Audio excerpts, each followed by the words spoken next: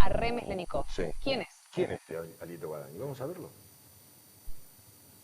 Alito Guadañi, doctor en Economía, director del Instituto Torcuato Di Tella, ex embajador en Brasil, ex secretario de Industria y Comercio, actual secretario de Energía y Minería. Alito Guadañi es un hombre del sector financiero, pero muy vinculado al Mercosur cuando fue embajador en Brasil. Así que tenemos un hombre muy del Mercosur y muy poco apegado al NAFTA o a la dolarización. Entonces es un cambio, ¿o no? Sí, muy sutil.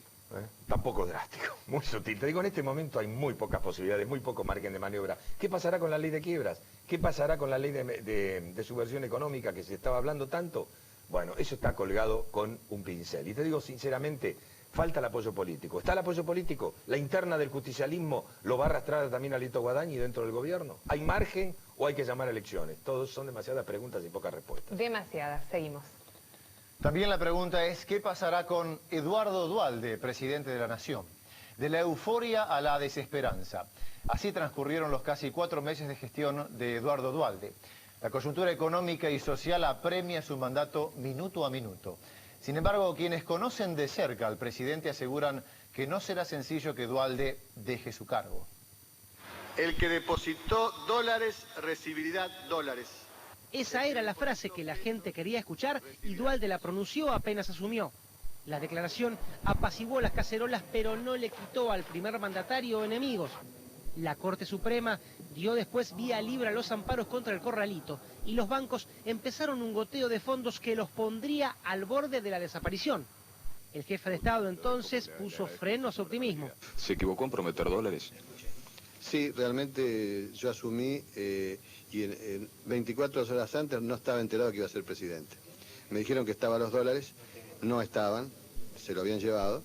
Esas palabras comenzaban a aguar la fiesta que Duhalde había preparado para el 9 de julio cuando, según el mandatario, se terminaría la recesión en la Argentina. Pronto los ahorristas coparon las calles para exigir lo que le correspondía y las protestas sociales reaparecieron, dormidas desde los últimos días de diciembre último. Con el fondo soltándole de a poco la mano, Duhalde jugó una de sus últimas fichas a los bonos, queriendo satisfacer a la gente, pero procurando no lastimar a los bancos. El Congreso le dijo no.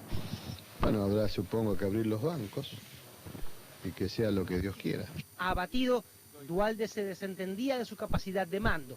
En su círculo íntimo confían en que seguirá en la Casa Rosada, no ya por mandato divino, sino aferrado al lugar que siempre ambicionó ocupar y no piensa abandonar fácilmente. La banda presidencial al doctor Eduardo Alberto Duhalde. El Congreso de la Nación vuelve a ser testigo del reclamo del pueblo argentino. Allí continuamos en vivo. Está Alejandro Isturiz con la gente que permanece en este lugar. Alejandro.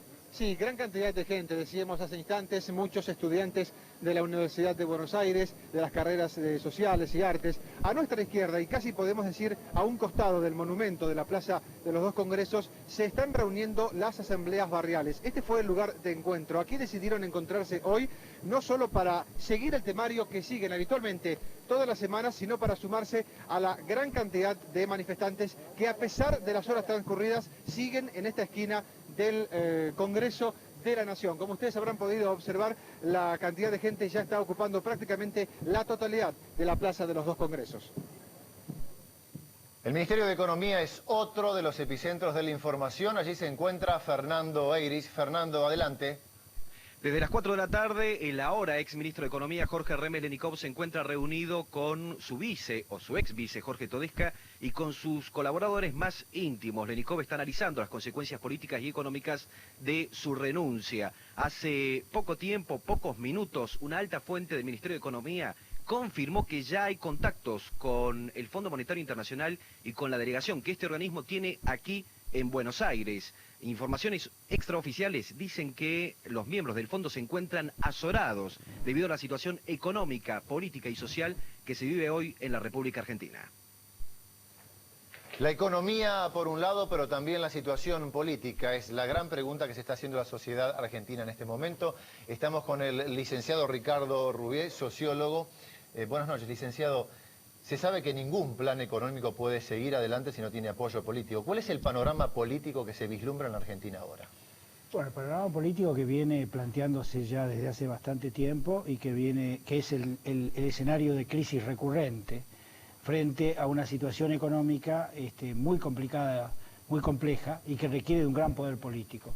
El problema que tenemos, que lo tuvimos con De la Rúa en la última etapa, con Rodríguez Sá y lo seguimos teniendo, es el problema de que la estructura de poder que se establece no es suficientemente sólida como para poder enfrentar la crisis. Lo que requiere esta crisis, que es muy profunda y es inédita, es de un gran liderazgo político y de una base, de una estructura que sostenga ese liderazgo y que plantee una alternativa, porque de todas maneras la salida de la crisis obviamente no son salidas fáciles, son dolorosas, se toma el camino A o se toma el camino B. Licenciado, ¿la falta de apoyo político hizo caer entonces a Rem Lenikov? Sin duda, y el hecho de que no hubiera resultados. Hoy, más allá de que indudablemente la población está planteando como principal demanda el tema de la transparencia y la crítica a la corrupción de la dirigencia política, me atrevo a decir que ese hoy no es el principal problema de la Argentina. El principal problema hoy de la dirigencia política no es la corrupción, es la eficacia. Realmente, si le pudiera responder con eficacia y conseguir algún resultado, el problema de la corrupción seguiría siendo un problema, pero pasaría claramente a un segundo plano. Licenciado, brevemente, ¿es importante un nombre en la economía, un nombre fuerte o un contexto político que lo apoye ahora? En la Argentina lo que hace falta este es un sistema presidencialista. Lo dijimos con De la Rúa, lo dijimos con Rodríguez Sá y lo seguimos diciendo ahora. Lo que hace falta es un presidente. Lo que hace falta es un líder. Hoy le toca a Duhalde manejar una crisis indudablemente muy compleja, pero también es una oportunidad. Y lo que necesita la Argentina, aunque esto parezca retórico, pero es así, es una epopeya. Y alguien que conduzca esa epopeya, por el cual el presidente en un sistema presidencialista y frente a las actuales circunstancias tiene que entregar, yo diría, sin exagerar, prácticamente su vida en el ejercicio de la presidencia. Porque hay que salir de la crisis y se necesita liderazgo político. Muchas gracias. En la quinta presidencial de Olivos continúa el encuentro de Duhalde con los gobernadores y legisladores justicialistas. Hay una importante cantidad de gente que permanece afuera como esperando una respuesta o una información concreta. Rodolfo Barili, ¿ya hay algo concreto?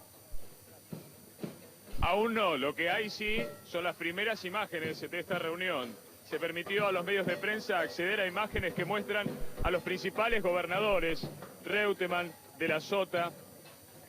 Se encuentra también el pampeano Marín, el salteño Romero, los principales gobernadores flanqueando el gobernador bonaerense al doctor Eduardo Duhalde. Ahí vemos a De la Sota, a quien se le había ofrecido supuestamente la jefatura de gabinete. Allí Rodolfo Daer, las 2 CGT, Moyano, Daer, Cavalieri y Lescano.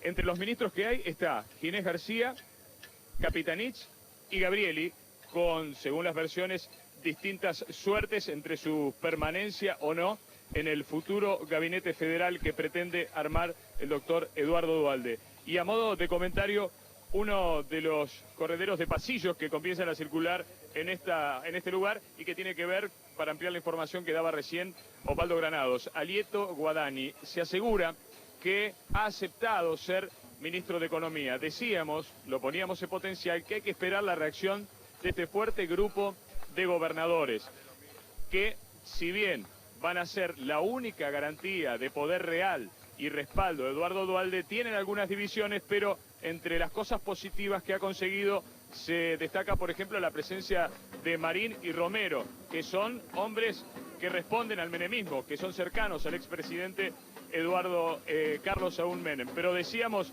recién de Guadani, una de las frases que se le atribuyen cuando se reunió y habló con el ya exministro Rem Lenikov: yo no voy a ser, dijo, el ministro de Economía de la hiperinflación, y puso algunos puntos y algunas condiciones que van a ser debatidas en esta reunión para hacerse cargo, sí, del Ministerio de Economía.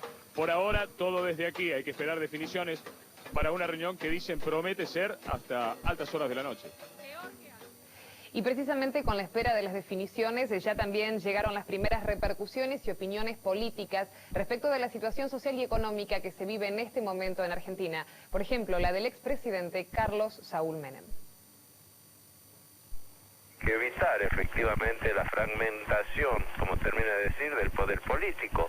Para esto hace falta un fuerte liderazgo, una conducción que nos devuelva la posibilidad de gobernar, porque no hay gobernabilidad en este momento, y cuando no hay gobernabilidad hay anarquía y hay caos. ¿Cuál ha sido la causa de todo esto? El famoso, primero empezamos con el blindaje, una medida que evidentemente no dio resultado. Después hablamos del megacanje, que tampoco respondió a las expectativas de la gente. Y como si esto fuera poco, la confiscación de los bienes, la violación del derecho de propiedad mediante el fatídico corralito.